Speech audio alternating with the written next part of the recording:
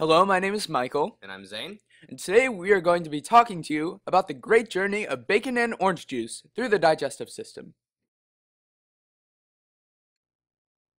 Alright, now you may be wondering, what is in bacon and orange juice? What organic compounds are they made of? Well, you're about to find out. Bacon and orange juice.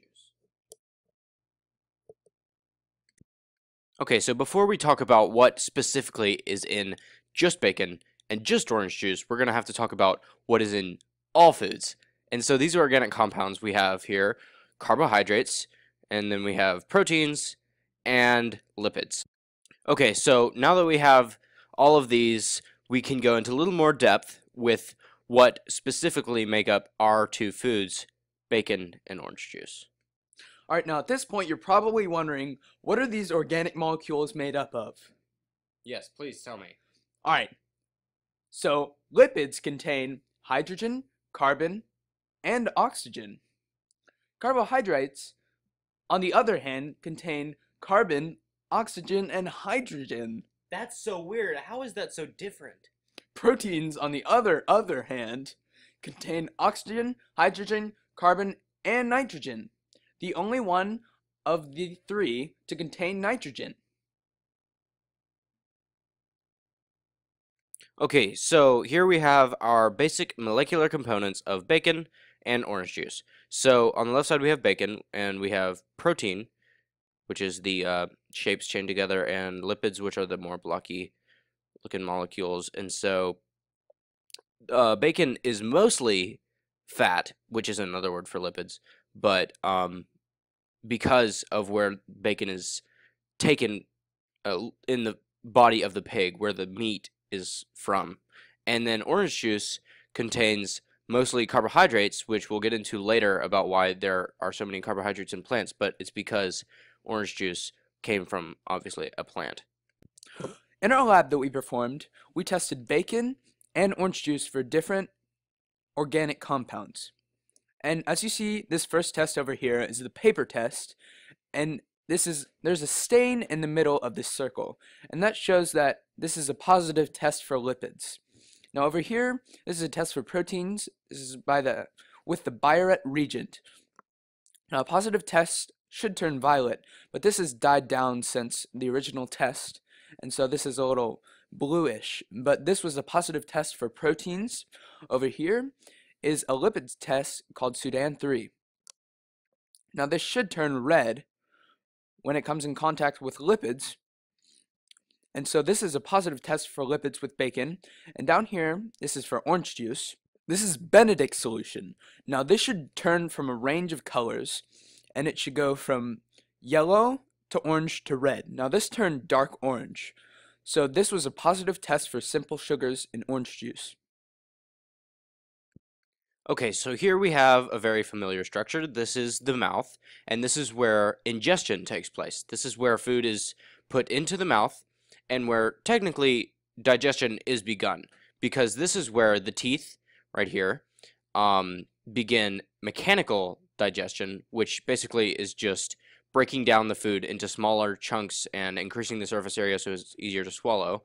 And it also begins chemical digestion with these. These are the salivary glands, and they secrete an enzyme called amylase through another very familiar substance, saliva. So when you are eating bread or anything else that contains carbohydrates, you are secreting this amylase, and it's the first place that carbohydrates, are broken down in digestion. So, as briefly discussed earlier, amylase breaks down carbohydrates. So, we see three main structures of carbohydrates. Now, the first one isn't exactly a structure, glucose. Now, glucose makes up these other structures. So, as we see, glucose is individual pieces of these materials that make up starch and cellulose. Now, cellulose does have different bonds, so we cannot digest cellulose, but it comes out in our waste. But we can use starch, and we break it down into glucose, its building blocks.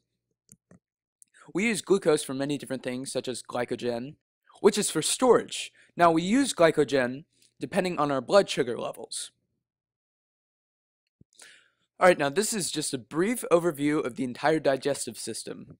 Now we see all these different organs, and they're kind of, I don't know, it's a lot in one picture, but we're going to dive into each of these specifically in later slides. So just as a kind of a overview, as Michael said, we're going to just look at the specifically labeled ones. But again, this is a lot to take in all at once, so we will dive in to these organs specifically later. Okay, so the first step, other than the mouth and after the mouth, of digestion would be the esophagus, which is this tube right here that runs from the mouth down to the stomach. And here we have some labels. So here is the beginning of the stomach.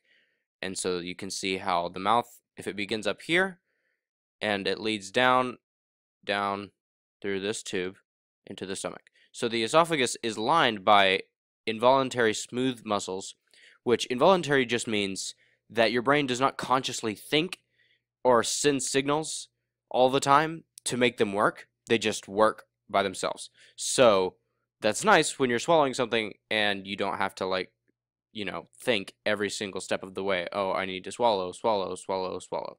Okay, so next we have the stomach, and obviously, the stomach is one of the most well-known organs in the digestive system, and it's what we always say hurts when we have, a bellyache or whatever.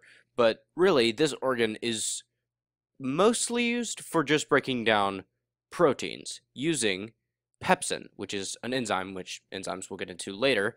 But this enzyme requires a certain pH to work, and the pH would be not low enough, not acidic enough in the stomach if the one thing that helps pepsin to break down these proteins, if that wasn't there, which is hydrochloric acid. And hydrochloric acid, as you know, is very acidic, and so it helps greatly in the breakdown of proteins in the stomach. Alright, next we have enzymes. Now, enzymes are probably one of the most crucial parts of digestion.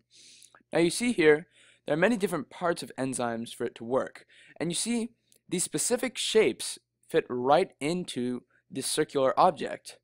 Now, you're probably wondering, what are enzymes? Now, enzymes act as a catalyst to lowering chemicals' activation energy. Now, you see this substrate right here and the active site. This is the enzyme, this circle. Now you see the substrate fits into the active site, and then as a product, these two pieces of the substrate originally are released into their subunits. So the main goal of enzymes as a whole is to really just like break down and rebuild different organic molecules. Okay, so now we're going to talk about proteins, and these are the molecules represented by the shapes and the chains like these. And so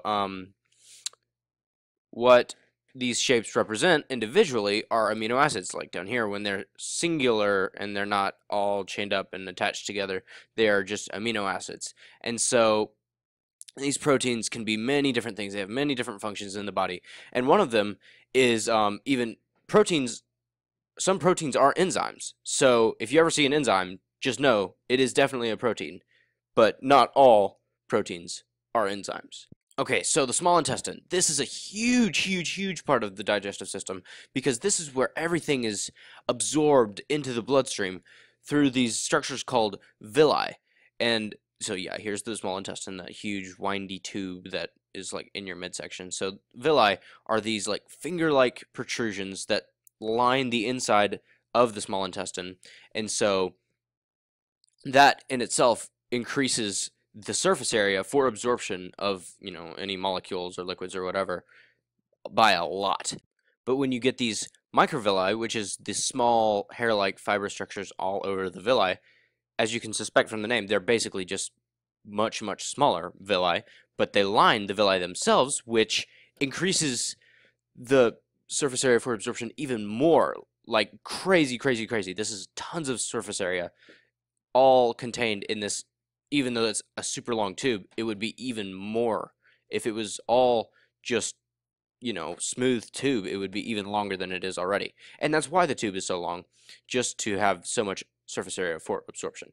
And also in the small intestine, this is where the molecules are continuing to be broken down, and since they're being broken down, this is where lipids are broken down first by an enzyme called lipase.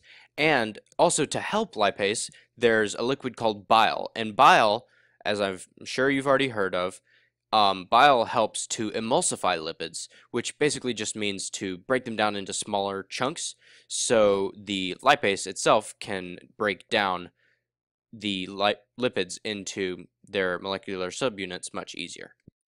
Now you may be wondering, what releases these enzymes? Well, don't worry, folks. The pancreas does. Now the pancreas has many different enzymes that it releases. It releases lipase for lipids, amylase for carbohydrates, and protease for proteins. All these enzymes are released into the small intestine. Now at this point you're probably thinking, hey, I've heard the word amylase before in this presentation. Well, the amylase that is released in the salivary glands in your mouth requires a certain pH. That, of course, is in your mouth. Now, when your food and organic compounds travels down your esophagus, when it reaches the stomach, of course, it has a different, much more acidic pH. Therefore, it has to be released later on in the digestive system to absorb enough nutrients from these carbohydrates that is required. Alright, now we're going to talk about lipids. Now, we've already discussed a little bit about lipids throughout this presentation, but we're going to get a little more in depth. Now, the building blocks of lipids are glycerol, as we see here, this big block, and these three little tails called fatty acids. Now, this is a triglyceride. Now, this is one of the most common structures we'll see. Now, triglycerides are used throughout the body for energy storage, but there are also many other uses for lipids, of course, such as phospholipids, which make up the cell membrane. Okay, so now we're going to talk a bit about circulation. So now that we know that eventually your food molecules get broken down into their molecular subunits, and they're no longer, starch or a lipid, an entire lipid. Where do they go? Where do those subunits go?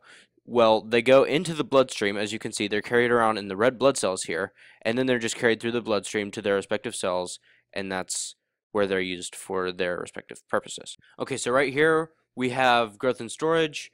Glycogen is obviously made up of the glucose that we break down and is put into our cells, and we build it back up as glycogen. It's used for energy storage. Lipids are also used, such as triglyceride, for more energy storage. Phospholipids are used, they completely make up our cell membranes in our animal cells. Proteins have many different uses, and I won't waste time talking about all of them. And starch, we do not actually contain in our body, but we do eat it and break it down into glucose for structures such as glycogen. Alright, next we have dehydration synthesis and hydrolysis. Now, dehydration synthesis is when two glucose molecules bond and they form water due to the excess oxygen molecules and hydrogen molecules. Now, hydrolysis is when water is added to these bonds, and then, therefore, two individual glucose molecules are produced. Alright, next we have cellular respiration. Now, this is very complicated, so I'm just going to give you a brief description. But the main equation for cellular respiration is that glucose plus oxygen creates ATP, carbon dioxide, and water. Now, most people think that glucose automatically makes energy.